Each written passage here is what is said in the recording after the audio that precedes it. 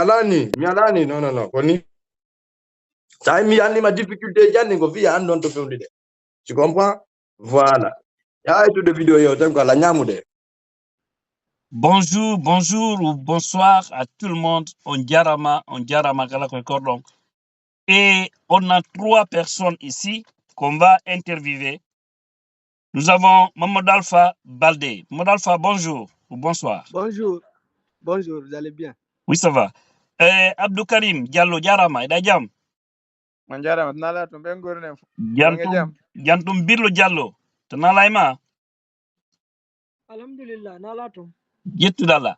Ok, ɓeɗo tato ko musiɓe men mo musiɗo men go escroki fi affaire Nicaragua fi yaadu leyɗe porto Amérique. Mbuɗɗi noon ko mbuɗi ɗuɗuɗi 35 550 $. Ono waɗɗo ɗum mi rewi no reɓeteɗen fof fino men famodira ka gundo e jaɓaɗe. O jonnilam promesse ji ɗuɗuɗi ko respectali. Tawi yomin aru men wola fi bandiru ndun ɗo avec toutes les preuves ɗon sutimo kanko woni ka boɗo ɗo kanko suti ɗon ɗo ko fi honnum ko fi yo jama luttuɗon daɗu on jentoto joni explication ji ɓe ɗo par ce que wandi ko ɗum mi yewta tout moment yimɓe ɓen watta yiili ande kombo jonnoton mbuɗi mon ɗi woton jonnu mbuɗi mon goɗɗo o waɗali photocopie passeport makko par ce que sek joni yimɓe ɓen ko ƴakkodiro joni wonaka e nder aduna men. Et le jeune Alpha viendra parler de cette situation en français pour ceux qui ne comprennent pas Poulard. Parce que ce monsieur, vous devez beaucoup vous méfier de lui. J'ai tout fait en privé pour se comprendre avec lui. Il m'a donné 1000 promesses, il n'a pas réalisé. C'est ce monsieur qui se fait appeler Boubacar Sidi Baldé. Vous savez, ils n'ont pas un seul nom, mais c'est comme ça il s'est fait appeler. Il a promis à ses jeunes qu'il va les faire voyager aux États-Unis. Il les a escroqués beaucoup d'argent et vous aurez des détails ici. Oui, fuɗɗorɗen ɗo Abdoul Karim Diallo. Nam, kon no feƴƴi hakkunde mon e Boubacar Sidi Baldé momi gerdi e mum o jonnilam penale ɗuɗɗe ko respectade tawi en aru waltemo ɗo fii to woɓɓe go woni victime makko. Ok, assalamu aleykum. Haray ko min Abdoul Karim Diallo Koyin wonɗo Koya Topaz 43 o Boubacar Siddi ɗo ko kanko e gurejo am min andiri min ko par rapport e gurejo am o joni lan contact makko o wi lan kanko ko oɗon walli ɓe naati ɗum ko ineteɗo Ceerno Mamadou Awlo ɓennama ɗo Awlo gollowo Sonfonia ɗo o inni kanko ɓe tato ɓe engagé procédure on e jungo Aboubacar Siddi min probléme ala min kadi talan jogino parcelle leydi ko ya ko amen min ɓandini Konakri o satti haɗa lan yi mari ɓe ngure buy mari wona 9 enfants et 4 femmes min ni joni lan yeyde on parcelle lan noon ɓay sayer no satti nini on ti ndaara sa wawa yaade parcelle mo mi soodi 75 millions ko 85 millions mi yeeyi mo ɓaylo wonno 4 ans e jooɗi an mi yeeyi ɗum noon mi noddimo ɗo mi yewtiyango henni mi naɓu mbuɗɗi mi besiya mi jonna ñeteɗo ɗon Silla monsieur Silla hay on sillajo mi noddi Silla min yewtidi kanko tigi jako victime kañum o Boubacar Sidiki Baldejo. Voilà mi noddi Silla o wilan wo mi tawmo ko aéroport mi yeeyi ɗon mi noddimo mi yiiɗi ɗon restaurant o wilan joni ɓay ko affaire mbonni warmen ko suudu mi yaadi ko suudu kanko tigi o wi a wo mbuɗɗin ko deux choses soit jonnala mbuɗɗin e konti am mi mara ɗi hambo ka moƴƴinanama billet d'avion ma on e visa ma on mi jonna mbuɗɗin so moƴƴinali mi jonta mbuɗɗin ou bien ko ya jonna mbuɗɗin mo waɗi transfert mi jonnamo min joni abbolantam ɗo taw ɗimmo jang hollodirɗo langue Boubacar Baldé o min yewta après mi noddi Awlo o ɓenta ɗon Ceerno Madou o inni o minen nde min jonnumo mbuɗɗin ko mbuɗi amen ɗin o wi to sodni min billet bon mi noddi kadi Boubacar Siddi Baldé on kadi wiilan mi ala mbuɗi de siɗa hooli Allah jonnumo mbuɗɗin o wanna transfert mi sodnama billet haray voyage ma on no laati andi Abdou Karim jaɓanama ɗon sa naari a profil makko on ka WhatsApp donc profil makko yimɓe ɓen suti ɗo ɗum ɗo mi maskuti numéro makko on voilà parce que no gollede mum ko ma o traque ande konto woni o yaltintina hoore e maccuɗon ko honnum wiilan ko siki nde yewɗo wo kanko ko fi Allah tun siɗa hooli Allah min ko mi voilà hulɗo Allah min mi ñamata hakke ko noon ɓe wayi arnakeron fof ko noon ɓe wayi ko renagole maɓɓe mayi laati o inni silan hooli Allah mi jonni mo mbuɗɗi laati mi yehi mi jonni on monsieur Silla ɗon jonni mo 4500 nde ñande mi waɗi kaydi to lando men mi waɗi 13 millions dépôt ko numéro monsieur Silla après mi noddimo wilan ok Abdoul Karim joni on lanni joni ɗaɓɓanan himɓe min ɗaɓɓangoma ɗo yimɓe garanti no metti heɓde nini après min yewtiri han après o noddilan fi alpha ɗo minirawo goto on kan no faala yaade kono kanko angadino go no ndaran en mo so wara ɗo heɓon 3 personnes au moins min nawa mi yewti kadi alpha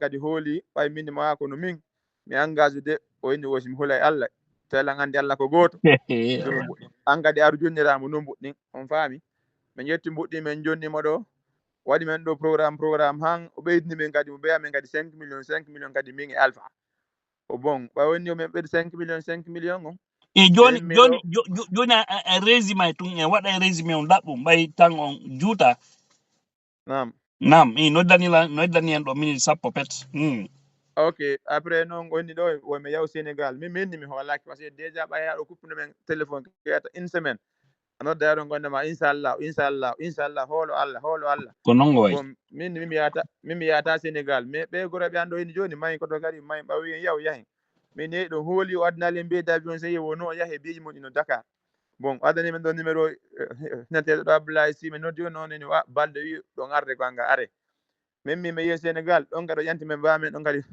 $350 o fi embarquement e test covid e suudu komi wonno bon tawi millan ko lawol pay ko ɓeɗa joni mo wiyaɓe $350 an ko jelu jonnuɗamo an mbuɗɗi maɗin fof ko jelu min ko 7000 jonnimo mbuɗani fof 7000 ok ellala ɗon on en famille on ɗuma ɗon donc o yawɗo noon Sénégal hi min bakkiɗo mi yehi Sénégal mi won toon 2 jours 3e jour on Abdoulaye Sy arini men o balde wimo ko min ardorta e mbuuɗi coggu biye jami en min o way min balde mi foppa min hallani o aw hiili o nani o jampiki on min go wilan ko on addorta mbuuɗi biyeji ɗi min addoral mbuuɗi de ko min dowama ko fof min jonnimo ɗum ko duwano ɗon ambarkude ɗum wonne awa noddemo famodiro min noddi ɗon kadi amiɗon ko inchallah 12h inchallah 15 ɗaɗi wona men ɗon fonade ɓay ko min mayi hoote min ɗo kadi ko mi arti ɗo kadi wonno men kadi le 12 ɗum ko NGD woni waddani men mbuɗɗin ɗum kadi impossible ñande waɗa men programme kono min noon ko ankon mi meccantamo de si Allah jaaɓi kala komi dogata hayso mi yeeya kala komi yeyata fi makko ham mi hetta ko ankon mi yeeya kono mi meccata min ko ankon si Allah jaaɓi awa haray Abdou Karim, tu as bien entendu. Et Boubacar Sidi d'ailleurs. Boubacar Sidi Baldé, qui s'est fait passer d'ailleurs comme Boubacar Sidi Baldé. Anani hakke fo yatai. Minno so nani ono wola. Fi Allah. So nani. Be arnaqueur be bui. Kenengo mi yay vidéo ji mabbe mi nabanamo parce que j'ai tout fait. Fi te ñewtu ka réseau do. Ko fi on non parce que déjà on mbuɗɗin on yarlike ɗi pour le moment ha ñande Allah hollindiri on e makko maɗum ha ɗe rewoto wo rewon tawata ñande go o jiɓoɗoto hoore makko kono kanko yirta on par ce que suba ɓe ko ɗo noon ɓe wawɓe piiji duwa yiyede wonɓe nude la wawi ɗum ko suba ɗi bandiji suba ɓe hara ɓe cuofata ɓe beppata ha ɓe ara ɓe jonni tawnti ko makko ça me révolte quoi hi goɗɗo yango heɓa mbuuɗi hoore kara han lay fuujo jooɗo to escroc kaw jama on kadi yo ɓeydo e on gosengo ɗo tun jonnuɓe mbuuɗi ɓe jonnali on garanti kaydi maɓɓe ni jamais ɓe jaɓata ɗum no ɓurɓe ɓen a wala to ɓe noon sa holaki mi accen noon inneɓe awa accen noon par ce que ɓe holnaki oui monsieur Mamadou Alpha Baldé comment ça s'est passé en 3 minutes comment ça s'est passé comment ce faux type vous a arnaqué parce que déjà il a réussi à envoyer une personne aux États-Unis, c'est pas une ou deux personnes, c'est comme ça ils font. C'est-à-dire ils envoient une personne, deux, maintenant à partir de là, quand ils les contactent, ils te disent que oui, moi j'ai fait venir tel, tu peux appeler tel, tu vas lui demander. Maintenant quand tu appelles la personne, elle va te dire oui, je suis rentré. Maintenant c'est à partir de là, ils s'organisent c'est-à-dire à arnaquer beaucoup de gens. Et lorsqu'ils ont un montant important, paf, ils coupent tout.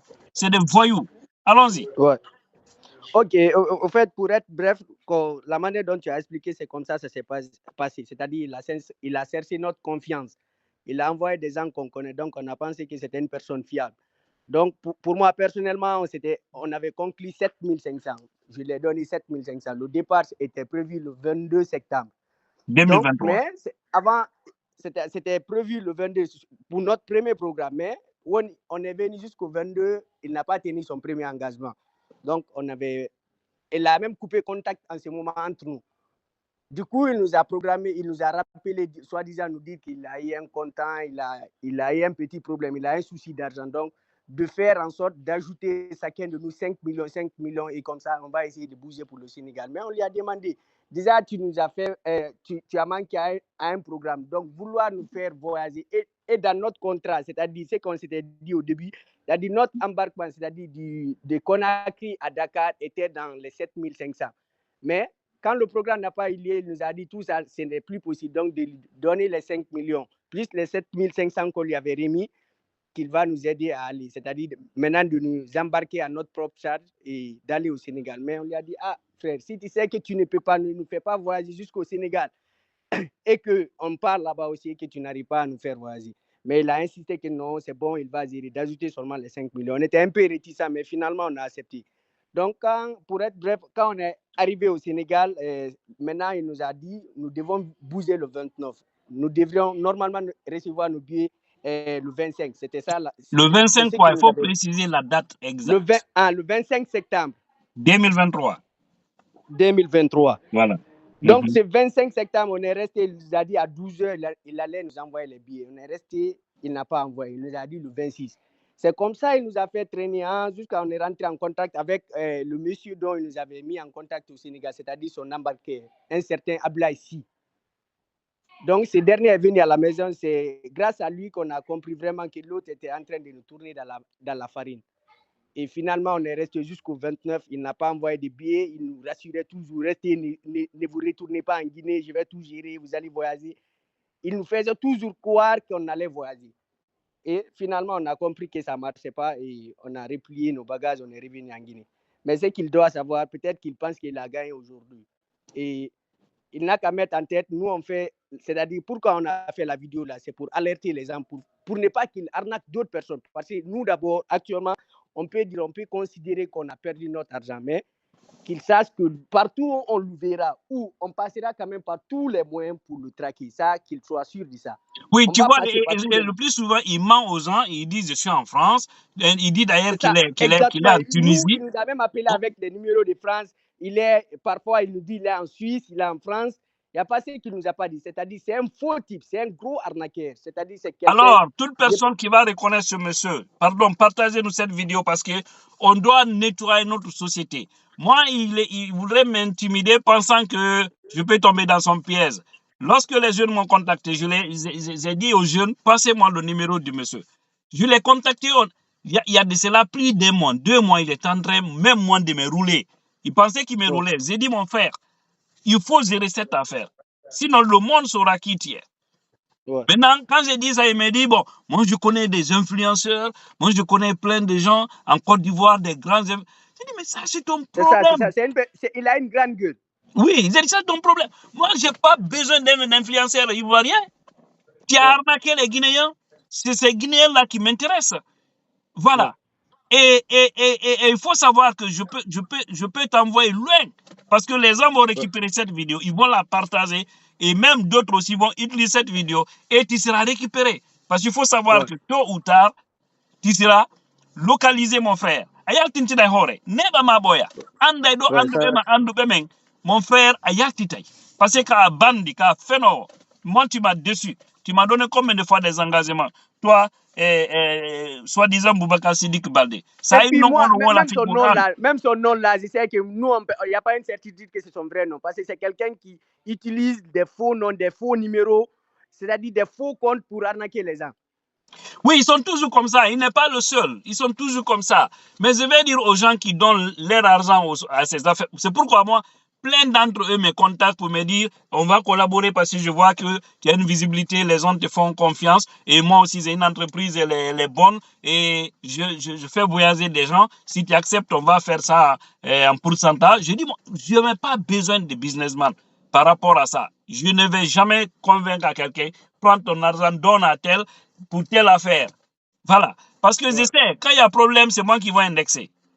Donc, c'est pourquoi je m'éloigne. Même si je vois certains voyous aussi créer des faux comptes Facebook et mettre mon nom, mon profil. Mais là aussi, je suis sur ce travail, ça a beaucoup avancé. Et bientôt, tout le monde va voir ces vauriens parce qu'ils sont déjà localisés et déjà, voilà, les autorités sont en train de travailler là-dessus.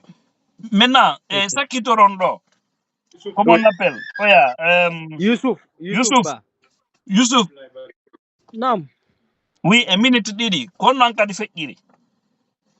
Bon ngara mi salmini jama ɗo fof wonɓe darde ɓe fof. Ara mi salmini ko ara ɗon ko raɓɓindingol ɗo ko Youssouf Ba. Ɗo ko no ɓe haalirɗo noon ko no ɓe yewtirɗo noon ko non woniri grand jon warnakimen. Wallahi warnakimen vrai parce que no grand Karim expliquer non mi yehu aéroport mi versi mbuɗɗi min ko $8,500 mi versi. Pardon, $8,350 min e grand billo yaaduno grand billo o alaa ɗo kankadi ko $8,350 o versi min immi ɗo mi yehi Sénégal o addani men ça veut dire o réserve billet quoi o réserve billet o ronki confirmude ɗum noon fof woniri noon no ɓeɗo haalir noon